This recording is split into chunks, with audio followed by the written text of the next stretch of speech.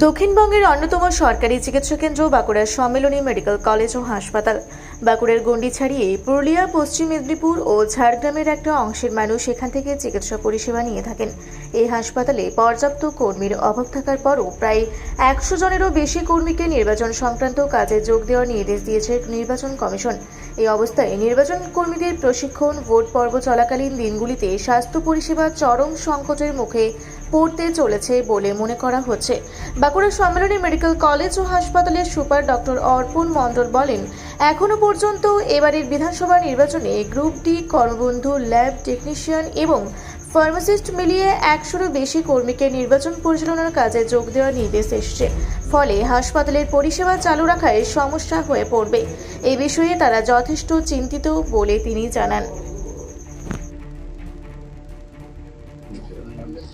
হ্যাঁ, অ্যাকচুয়ালি আমাদের মানে ম্যাক্সিমাম নাম চলে এসছে আমাদের গ্রুপ ডি, কর্মবন্ধু, আমাদের ল্যাব টেকনিশিয়ান এবং ফার্মাসিস্ট।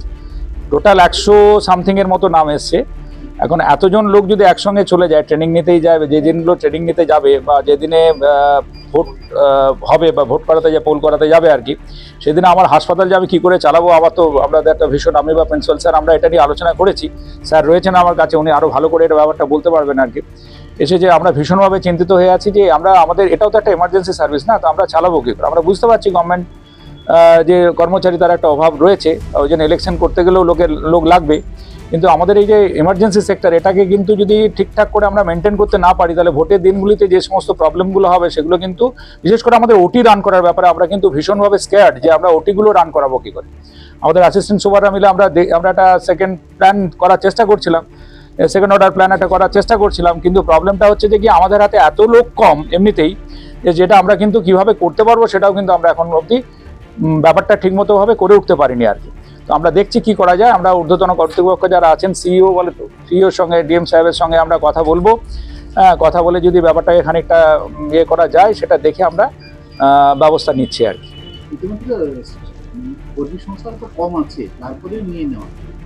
কর্মী সংখ্যা আমাদের যেটা আমাদের স্যাংশনড আর কি, স্যাংশন পোস্ট, তার তুলনায় আমাদের জিডিএ বা কর্মবন্ধু আমাদের অনেকটাই কম আছে।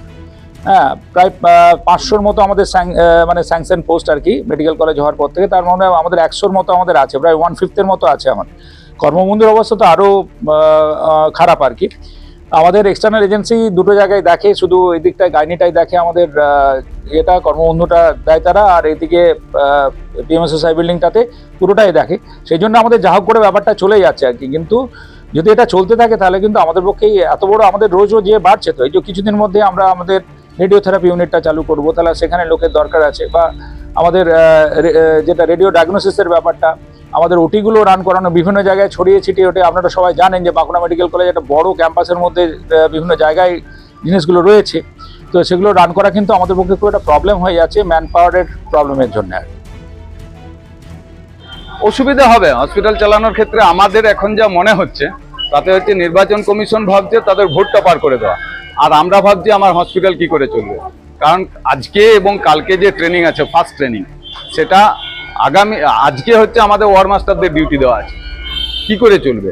কালকে আমার ইমার্জেন্সিতে পুরো ইমার্জেন্সির যে কাউন্টার চালায়, যারা অ্যাডমিশন কাউন্টার, তাদেরকে ভোটে ট্রেনিং দেওয়া হচ্ছে, কি করে চলবে ভাবা উচিত। এটা নির্বাচন কমিশন এবং আমাদের অ্যাডমিনিস্ট্রেটরদের ভাবা উচিত এই বিষয়গুলো।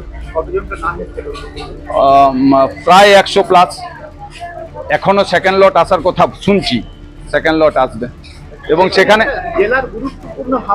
সেখানে কর্মবন্ধুদের ডিউটি দেওয়া হচ্ছে। কর্মবন্ধু মিন্স আমাদের সুইপার, এখন যে গ্রেডটা কমে গেছে সেখানে তাদেরকেও কিন্তু ডিউটিতে দেওয়া হচ্ছে। খুব ঝামেলার মধ্যে আছেই, সুইপার আমাদের শর্টেজ আছেই, তার মধ্যে আবার কর্মবন্ধুদের ডিউটি দেওয়া হচ্ছে, ইলেকশন ডিউটি।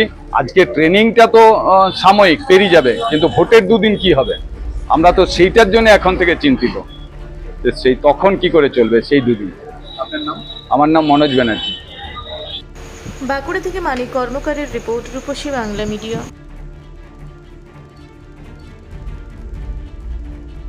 আপনারা দেখছেন রূপসী বাংলা মিডিয়া।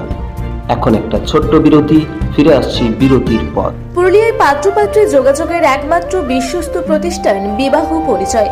আপনার মনের মতো জীবনসঙ্গী খুঁজতে পাশে রয়েছে বিবাহ পরিচয়। তাই আর দেরি না করে আজই যোগাযোগ করুন বিবাহ পরিচয়।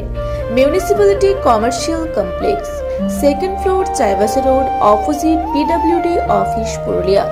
মোবাইল নম্বর 9232440272। ফিরে এলাম বিরতির পর। আপনারা দেখছেন রূপসী বাংলা মিডিয়া।